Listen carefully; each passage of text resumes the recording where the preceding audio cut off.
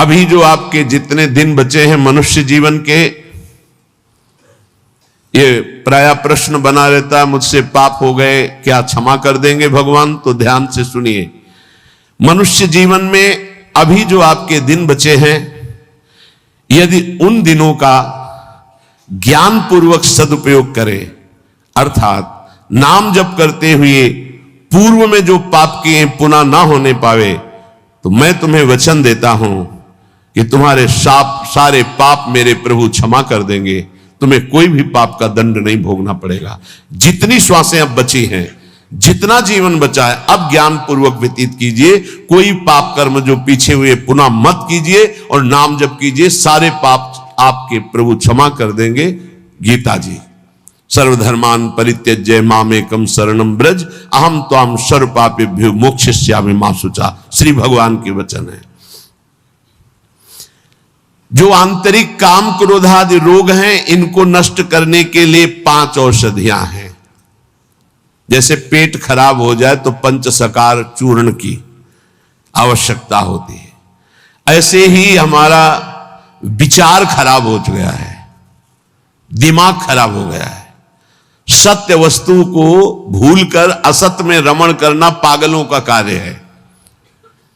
वो सत्य मार्ग के पथिकों को पागल समझते हैं और सत मार्ग के पथिक उनको समझ रहे हैं कि इतना कीमती जीवन तुम व्यर्थ में नष्ट कर रहे हो। और वो समझ रहे हैं मानव जीवन को कैसे बर्बाद कर रहे हैं, ना कोई भोग भोग रहे हैं, ना कोई धन संचय कर रहे हैं, इनका जीवन ही बर्बाद हो रहा है। वो नहीं समझ पाते। ये 5 हैं जो तुम्हारे आंतरिक भवरोग को नष्ट कर देंगे। पाप जो हो रहा है उस पाप की प्रवृत्ति का नाश कर देंगे। 5, पहला सत्संग। सत्संग, अगर भगवान की कृपा हुई है तभी सत्संग प्राप्त होता है। प्रथम भगति संतन कर संगा, दूसरे रति मम कथा प्रसंगा। सबसे पहली कृपा भगवान की होती है कि सत्संग प्राप्त होता है। अहो भाग्य रोज सत्संग प्राप्त हो। अहो भाग्य। जिस दिन होता कि आज पूज्य श्री मथुरादास जी कथा करने नहीं आएंगे, उनका स्वास्थ्य खराब है, या आज उनकी निर्जला एकादशी है, उस दिन ऐसा लगता है जैसे वज्रपात हो गया हो कि आज महापुरुषों के चरित्र सुनने को नहीं मिलेंगे। जो महापुरुषों से सत्संग प्राप्त, वो फिर और जैसे रबड़ी पाने के बाद गुड़ का सीरा चाटने की इच्छा नहीं होगी। यद्यपि वो भी मीठा होता है, वो भी पवित्र गन्ने के रस से बनता है, पर नहीं, जो रसमलाई पा चुके हैं ना, उनको फिर गुड़ का स्वाद नहीं आएगा। ऐसे ही जो सच्चिदानंद में डूबे हुए महापुरुषों के वचनों को श्रवणेंद्रिय से पान कर लिए ना, फिर वो केवल शाब्दिक प्रवचन में उसका श्रवणेंद्रिय स्वाद नहीं ले पाएगी। उसको चाहिए अनुभवी, क्योंकि उतने गरु वचन सुन लिए तो अब फिर और नहीं। अगर भगवत प्राप्त महापुरुष का सत्संग सुन लिया तो इन कानों की इतनी गरु स्थिति हो जाएगी कि वो हल्का शब्द सुन ही नहीं सकते। वो खुद अपने आप उनको लगे बंद करो यार। वो कान इतने बड़े व्यसनी हो चुके हैं भगवदानंद के कि बिना भगवदानंद प्राप्त हुए महापुरुष के वचन उसे अच्छे ही नहीं लगेंगे। जब द्रवय दीन दयालु राघव तो साधु संगति पाइए। पहला है आंतरिक रोगों के नाश करने का उपाय सत्संग। जिसे सत्संग मिल गया तो बड़ी भारी विजय प्राप्त करने का अवसर मिल गया। रोज सत्संग में असत विकारों के प्रति हे भाव और भगवान की प्राप्ति के लिए उत्साह पैदा होता है, रोज जो सत्संग सुनते हैं। दूसरा, पहला सत्संग, दूसरा स्वाध्याय। जो हमारे आचार्य की वाणी है, जो गुरुदेव ने आदेश किया जिन ग्रंथों का स्वाध्याय करने के लिए, उन्हीं ग्रंथों का स्वाध्याय करना चाहिए। स्वाध्याय का मतलब नहीं कि कुछ भी स्वाध्याय करो, नहीं, गुरुदेव के अनुसार शास्त्र स्वाध्याय करना चाहिए, जो गुरुदेव आदेश कर रहे हैं। जो आचार्य वाणी है, जो हमारी उपासना में हमको पुष्ट कर सकते हैं, वही स्वाध्याय करना चाहिए। तीसरा है आहार, स्वल्पाहार, सत्संग, स्वाध्याय, स्वल्पाहार। आहार का बहुत बड़ा रोल है जीवन के उत्थान में। भगवान शंकराचार्य जी ने भी साधन पंचक लिखा है, उसके एक एक शब्द का आगे श्लोक तो बहुत बड़े। वेदो नित्यम अधीयताम संगा सत्सु विधीयताम महावाक्यार्थस्य विचारिताम क्षुद व्याधि चिकित्सताम एकांते सुखमास्यताम। 5 बातें, इन्हीं का विस्तार वर्णन किया है। वेदो नित्यम अधीयताम, नित्य शास्त्रों का स्वाध्याय होना चाहिए। संगा सत्सु विधीयताम, भगवत प्राप्त महापुरुषों का संग होना चाहिए। महावाक्यार्थस्य विचारताम, उनके द्वारा जो बोले गए वचन हैं उनको विचार करके चिंतन के द्वारा अपनी स्थिति बनानी चाहिए। फिर चौथा अपने आप कहा, जो इसमें तीसरे में स्वल्पाहार है, उसमें कहा क्षुध व्याधित चिकित्सताम, क्षुधा रूपी व्याधि की चिकित्सा करे। भिक्षान्नम औषधम, जैसे व्याधि की औषधि के द्वारा, तो क्षुधा रूपी व्याधि की भिक्षान्न के द्वारा विरक्त और धर्म के द्वारा कमाए हुए अन्न से ग्रस्त, वो भी स्वल्पाहारम, भूख से कम। बहुत बड़ा इसमें योग है, आप अच्छे से समझ लीजिए। आप समझते हैं अधिक पाने से आप बलवान होंगे, बिल्कुल भूल है आपकी, ये भूल बहुत बड़ी है। अल्पाहार करने से जीवनी शक्ति बहुत प्रबल होती है। जितना आप भजन में उन्मत्त होने वाले महापुरुषों को देखेंगे वो अल्पाहार करने वाले होंगे। अधिक आहार करने में प्रमाद स्थिति बढ़ती, तमोगुण बढ़ता है। ये रहस्य जान लीजिए। अल्पाहार करोगे आप में बहुत तेज बना रहेगा, आप में जीवनी शक्ति। जो अधिक पा लेते पूरी शक्ति पचाने में लगती है, तो भजन आदि में नहीं, प्रमाद स्थिति रहती है। चौथा जो उसमें लिखा है एकांते सुखमास्यताम, इसमें लिखा है रात्रि के चौथे प्रहर में भागवती क्रियाओं का अनुष्ठान करना चाहिए। ध्यान है, नाम जप है, तो अपने यहां तो ऐसी बढ़िया दिनचर्या है कि आपको अनुष्ठान करने की जरूरत नहीं, सम्मिलित होने की जरूरत है। जो प्रातःकालीन बेला पर जग करके भागवती का अनुष्ठान करता है, वो आंतरिक विकारों पर विजय प्राप्त कर लेता है। स्वप्न दोष 4 बजे सोने वाले को ही बहुत जोर के होते हैं। जो प्रातः 3 बजे से जग जाते हैं, 10 बजे के बाद सोते हैं, स्वप्न दोष होने की संभावना ही नहीं रहती। यदि वो सावधान है तो गलत क्रिया करते हैं, गलत भोजन करते हैं, उनकी बात अलग है। नहीं, समय ही नहीं है। प्रायः 3, 4, 5, 6 इसमें स्वप्न दोष होता है प्रातःकालीन बेला पर। और जो गंदे आचरण करते हैं उनकी तो कोई चर्चा ही नहीं है। 5वां, जो कुछ साधन भजन करे एकांत चिंतन आंतरिक, उसका चिंतन पूर्वक करे, एकाग्रता पूर्वक करे, सारी शक्ति लगा करके, बटोर करके। नाम जप करे तो नाम में, मंत्र जप कर रहे तो मंत्र में, सत्संग सुन रहे तो सत्संग के वाक्यों में। ये 5 हैं जिनके द्वारा हम आंतरिक विकारों पर विजय प्राप्त कर लेते हैं। पहला सत्संग, दूसरा स्वाध्याय, तीसरा अल्पाहार, चौथा प्रातःकालीन बेला पर उठकर भागवती का अनुष्ठान, 5वां जो कुछ भी करे एकाग्रता पूर्वक सारी शक्ति लगाकर उसी में। जो अपने ऊपर हर समय ईश्वर की, आराध्य देव की कृपा का अनुभव करता रहता है, ये बहुत बड़ी बात है। हर परिस्थिति में बड़ी कृपा, श्री जी की बड़ी कृपा, श्री जी की बड़ी कृपा। एक हमने संत भगवान को देखा, वो बल्ब ऐसे लगा रहे थे तो चूक हो गई, तो वही किसी कनेक्शन में कहीं छू गए, मारा ऐसा झटका तो सीढ़ी गिरी, सीढ़ी से सीढ़ियों पे आकर के गिरे, उससे नीचे चबूतरे के नीचे आके गिरे, काफी चोट लग गई थी। तो दौड़ करके उनको उठाया तो उनका बड़ी कृपा, निपट गए, बड़ी कृपा, निपटा दिया प्रभु ने। बड़ी बात थोड़ी में निपटा दिया, बड़ी कृपा। और मुस्कुरा रहे थे और कई जगह चोट दिखाई दे रही थी।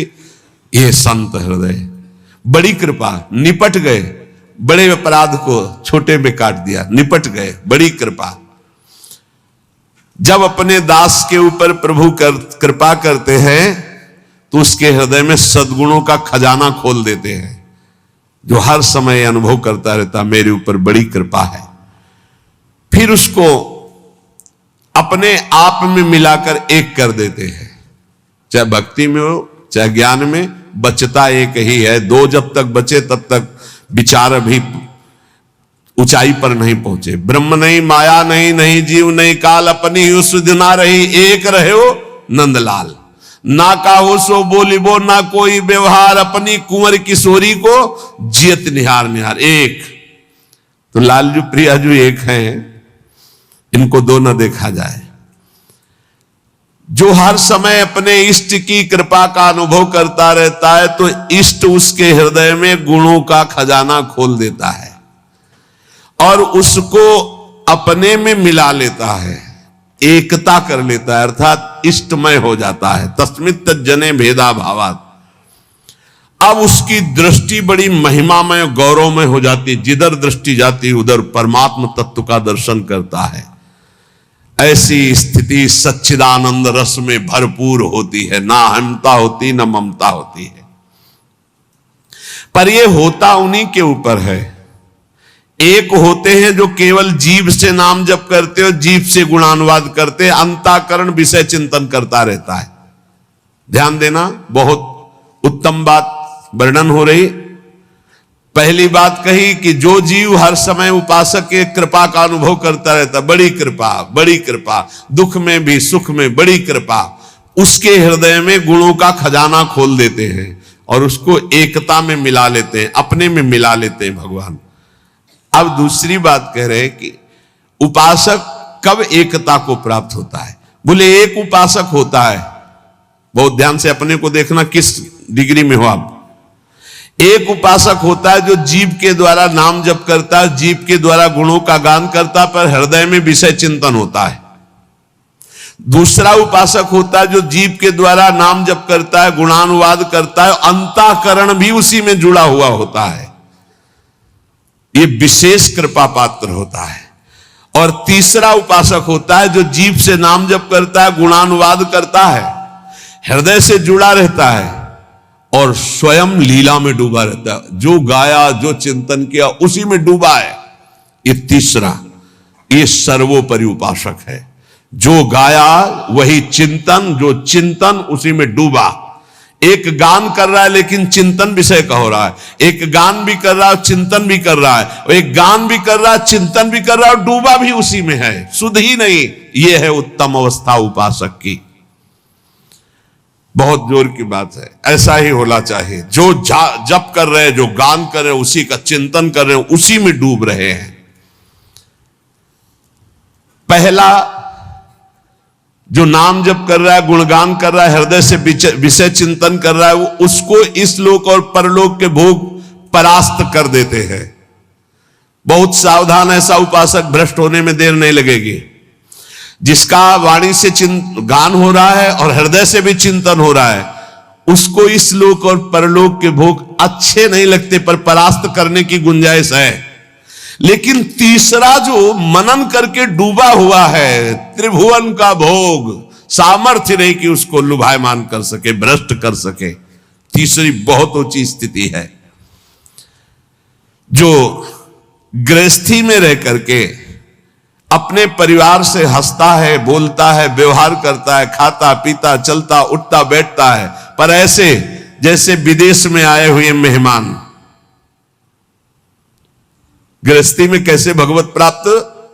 बोले जो अपने परिवार के साथ हंसता है, खाता पीता बोलता व्यवहार करता है, बढ़िया सब वैसे ही, लेकिन वो ऐसे जैसे किसी मेहमान के यहां गया हो। उसको पता है रहना नहीं, देश बिराना है, ये भी छूटेंगे, शरीर भी छूटेगा, जाना है, मुझे प्रभु के पास जाना है। क्योंकि वो अपने परम प्रिय सखा प्रभु को हृदय में निरंतर चिंतन करते हुए ऊंची स्थिति को प्राप्त है कि मुझे भगवत प्राप्ति करनी है।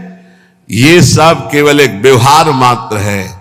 वो उस स्थिति में परिवार में रहता हुआ, संसार में रहता हुआ शायद ही कोई समझ पावे कि कितनी ऊंची कोटि का महात्मा है वो। गृहस्थ में रहते हुए, जो अपने परिवार में रहते हुए प्रेम व्यवहार करते हुए, कमाते खाते हुए, हर समय भगवत स्मरण करते हुए ऐसे रहता है जैसे किसी मेहमान के यहाँ कि मुझे तो जाना है, न घर मेरा, न मकान मेरा, न वस्तु मेरी, नाथ सकल संपदा तुम्हारी, मैं सेवक समेत सुत नारी, मुझे तो आप चाहिए। देखो, जब तक तुम संसार की कामनाओं से निवृत्त नहीं होगे तो ये संसार तुम्हें फंसाए रखेगा। तुम्हारा सारा साधन भजन जो परलोक प्रदान करने वाला है, ये संसार नष्ट कर देगा। संसार की कामनाओं की जब तक निवृत्ति नहीं होती तब तक संसार फंसाए रखता है, और ये जितना साधन भजन बनता है सब खा जाता है संसार। तुम कहलाओगे भगत, लेकिन तुच्छ विषयों में अपने भजन को बेचने वाले भगत नहीं कहलाते। तुम जैसे तैसे अपने इंद्रिय और मन को बिखेर रखा है, इंद्रियां मन तुम्हारे भजन को नष्ट कर रही हैं।